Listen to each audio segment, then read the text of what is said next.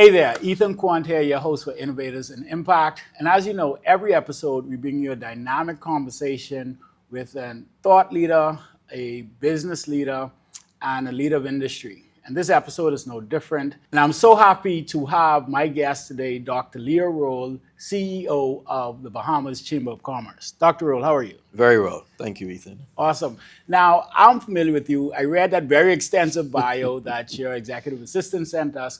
But for those who may not be familiar with you and who you are and what you do, I just want you to introduce yourself. Tell us a little bit about who you are and what it is that you do.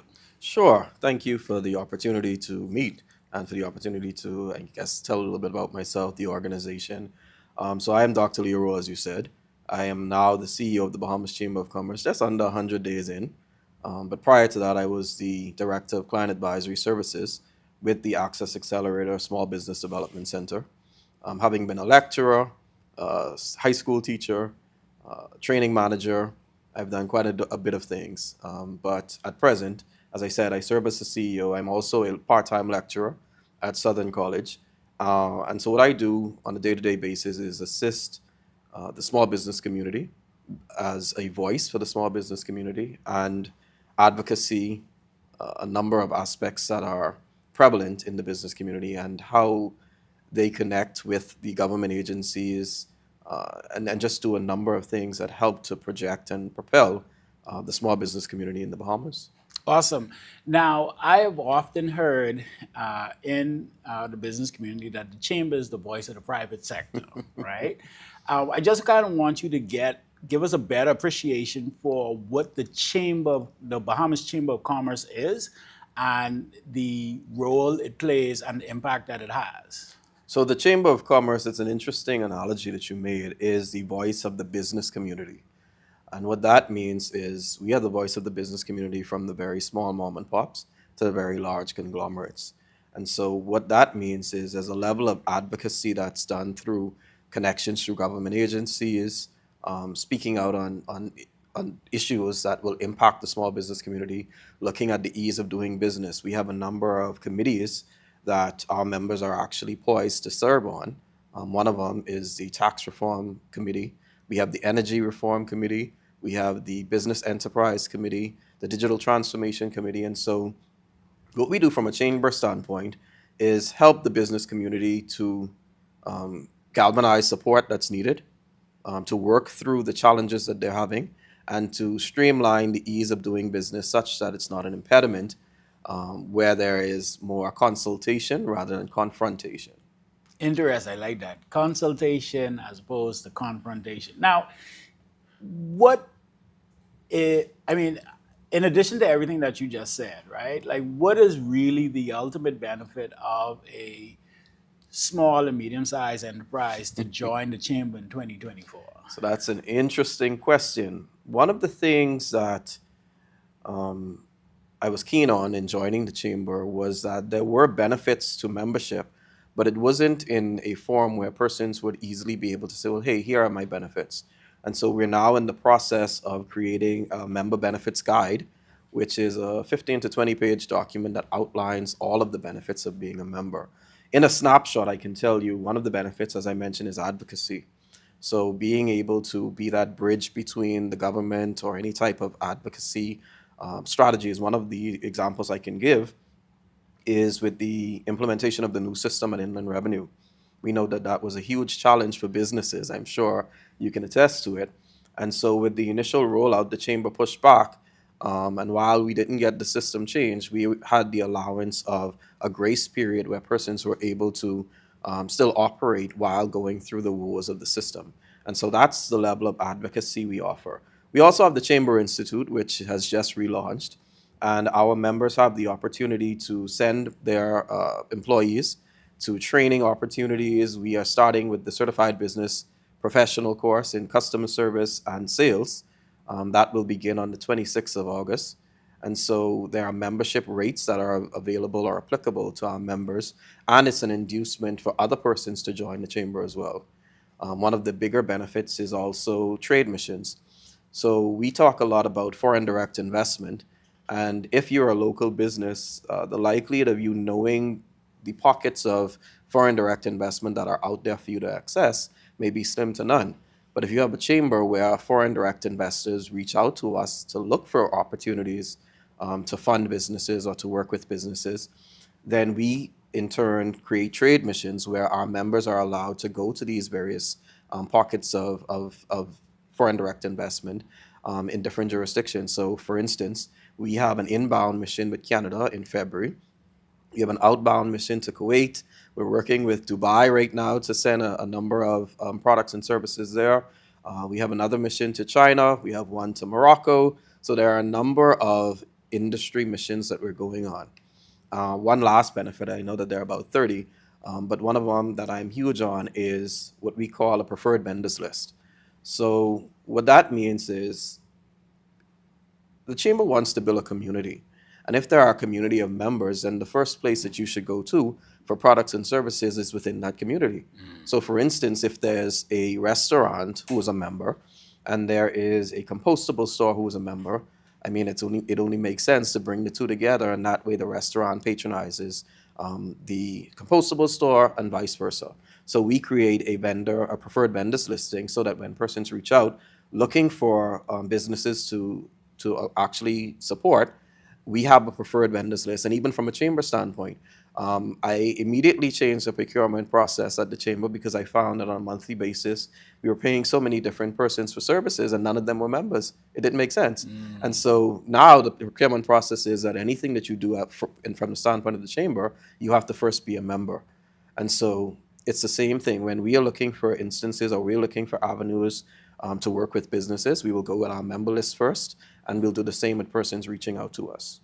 Awesome, awesome. Now, you said you're just under 100 days in, Yes, sir. right? Like, what is the mark, or rather the impact, that you, Dr. Leo Rolle, want to leave once you would have moved through office? So I'm always minded by the quote that you never leave a place the way you met it. I met the chamber really bustling and moving and going, but I think I want to infuse my millennial mindset, so infuse a younger feel and also a change of the atmosphere of the chamber. As I said, I stand on a very successful legacy of CEOs and chairmen that have been holding their own right, and so I want to be just as influential and impactful as them. One of the things I noticed immediately in coming in was that the building had a very antique feel to it. And while that's good because we want to preserve the history, it was also in some instances not conducive to the staff that were working. And so it shouldn't, but anyway, the podcast will be the first to know that we have a full-on renovation and rebranding exercise that's ongoing. We have 20 companies that have joined us. It is an over $250,000 initiative to rebrand, refocus, renovate the chamber, and it costs the chamber $0.00. And so at the end of this rebrand, refocus, renovation period, we will have a press release and mixer to give some accolades to all of those businesses that have come on board. But yes, first of all, changing the look, changing the feel, increasing membership. When I came on, we had about around 150, 160 members. We've already added 50% to that. I have a 3-year goal of 100% doubling, or 1-year goal of doubling that. I'm probably going to do that by December. Nice. And so building membership, promoting the voice of the chamber. So I note that you've seen us in the paper quite a bit. Just this week alone, we've been in it twice. And that's intentional because you want to make sure that you're at the forefront and getting the voice of the business community and keeping it at the forefront. And so changing the look and feel, building membership, fighting for the rights of membership through the voice that we have, and then leveraging the opportunities and relationships that we have to kind of strengthen and streamline the ease of doing business. You mentioned the fact that, as a millennial coming in, these were some of the things that you wanted to do, right? Now, millennials in business have a tendency to have sort of a bad rap in some circles, right? What, in addition to, some of the things that you're talking about, what do you feel? Because when I think of the chamber, to be quite honest, I think of an old boys club, right? And made with old business people, right? And even not just from an age standpoint, but how they do business, how True. they communicate with their audiences, how True. they do all of these things. So my question is, how are you going to, I guess, leverage your youth to kind of not just change the brand, but really change the way the chamber actually talks to the business community and engages with the business community? It's an interesting comment, right? Because while I am a millennial, I grew up with my grandparents. And so I do have sort of that older feel of wisdom with me. But you'll find, though, that the leadership of the chamber um, is very innovative. You find that our chairman, Timothy Ingram, I sometimes wonder if he is a millennial because his viewpoints, his insights are so fresh and crisp. He uses all forms of communication. He's for things like TikTok. He's for things like rebranding exercises. And then, of course, our deputy chairman is a millennial who is Don Williams. And so when I look at the cross section of the board, there's a great cross section where there are persons who can lend us that age old wisdom, and then there are newer persons who can then infuse that youth and that millennial touch to it. So I think what the chamber will do is leverage both sides because you can't have age without wisdom. You can't have millennial, that youthful feel without wisdom. What I find though with the business community, and we're doing that now, we have a great cross section of what I call the pillars of the Chamber of Commerce, who are the old boys club, as you would call it. But we also have this new infusion of businesses, some of them who've just started, some of them who've been around for a year.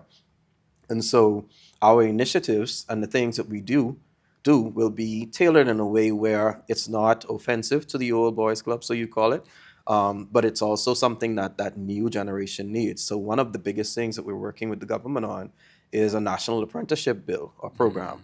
And so what that does is it allows for the members who are the old pillars and the watchtowers to then infuse their level of professionalism, entrepreneurship, how you did it all these years with that newer brand. And so now you become a mentor for this newer age through the chamber.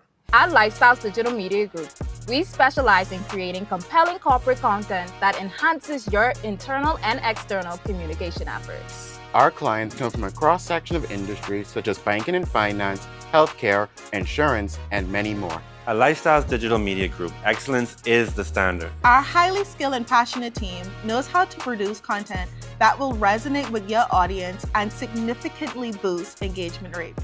Let us help you tell your story, connect with your audience, and achieve your business goals. The team here at Lifestyles Digital Media Group would love to help you get seen, be heard, and make an impact.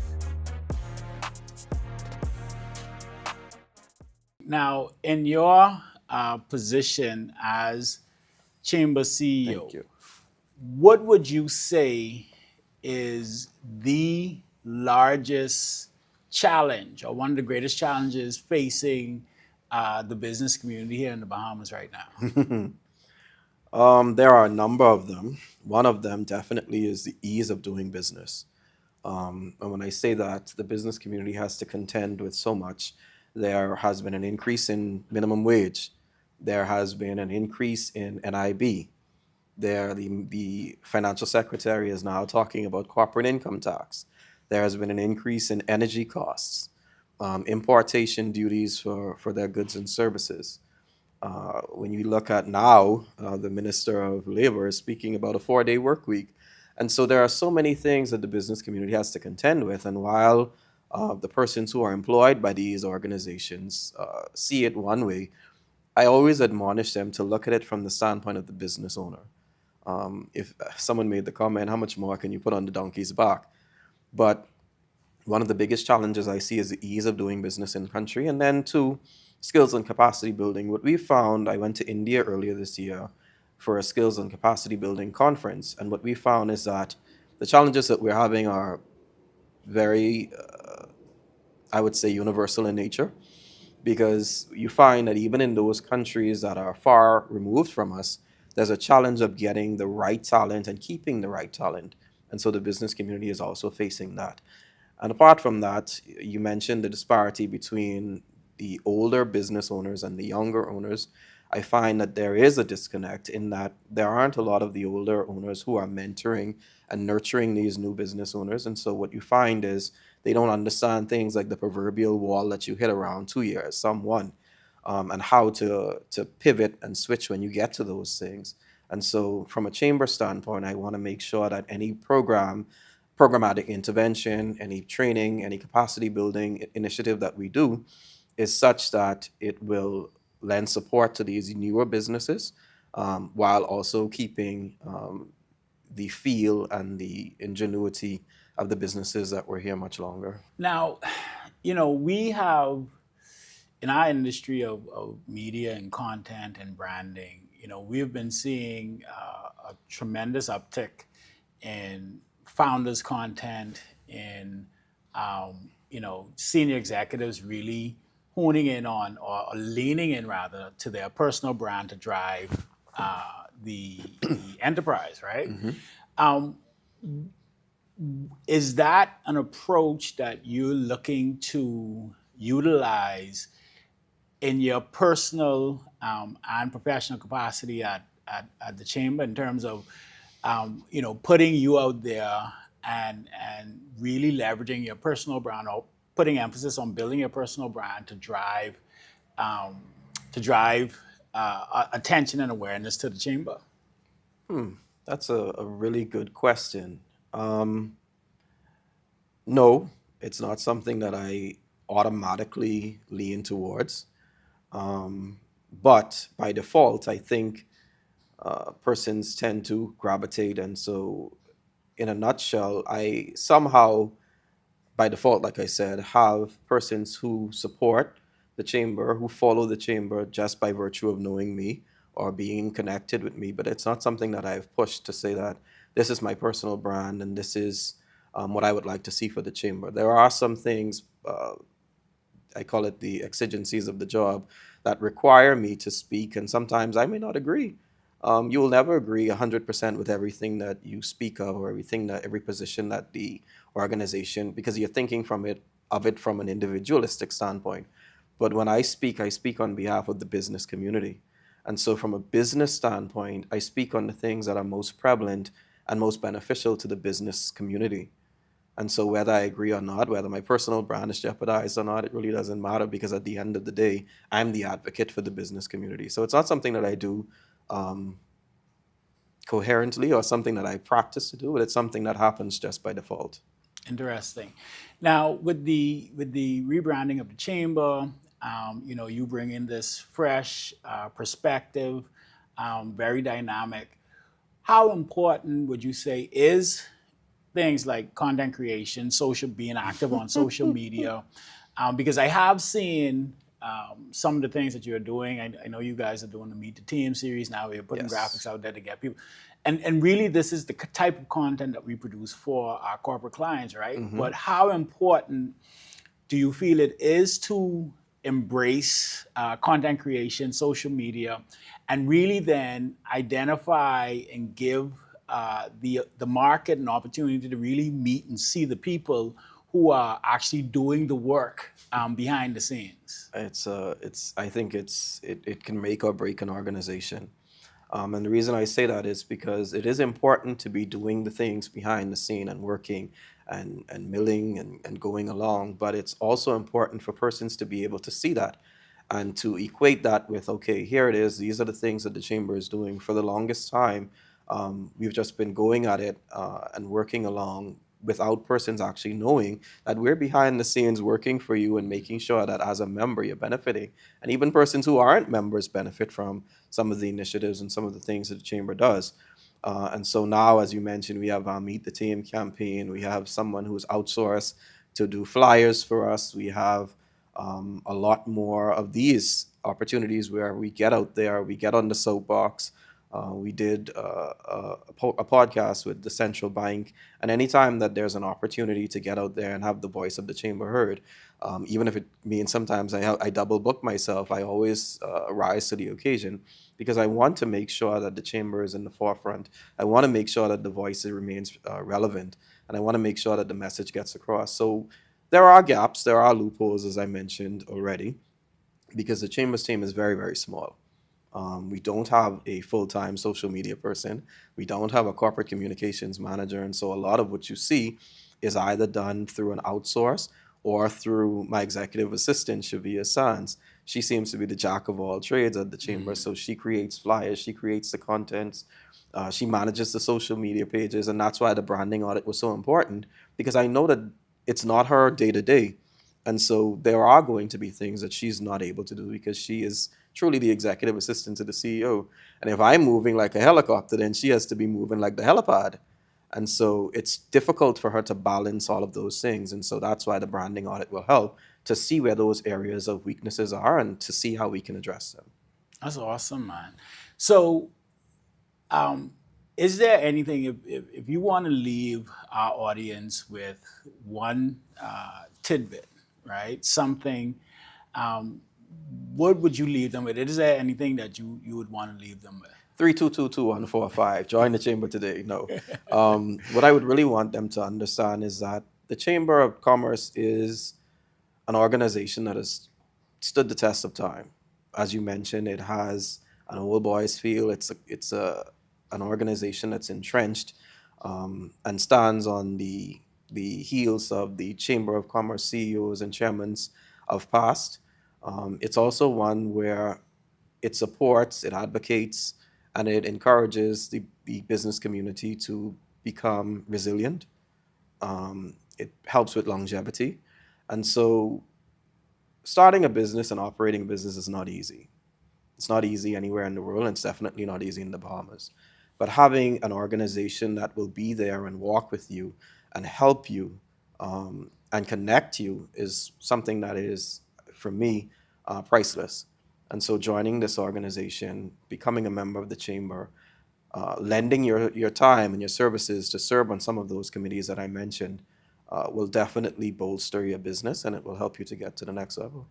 So, Dr. Rowe, before we wrap up, I do want you to let people know where they can get in contact with you and how they could actually get in contact with the Chamber if they are interested in learning more about the benefits of membership. Sure. So we, as I mentioned, we've already added about 50% to our membership base. What we did was we promoted one of our internal staff members. So Shanishian Burrows is now the member relationship officer. So we have a whole person that's solely responsible for building, nurturing, and improving membership. You can reach out to her at the office, 322-2145, or info@thebahamaschamber.com. You can also reach out to me. My chamber cell phone number is 814-1260. And once you call, I will either connect you with Shanishian or I'll take the application myself. We're on all social media handles except TikTok, but we're getting there. So we're on LinkedIn, we're on Instagram, we're on Facebook, thebahamaschamber.com, the Bahamas Chamber of Commerce. Awesome. There you have it, folks. This has been another insightful conversation and episode of Innovators and Impact. I'm your host, Ethan Quant. Be sure to like, share, and subscribe this episode. And thank you for your time and attention. Until next time.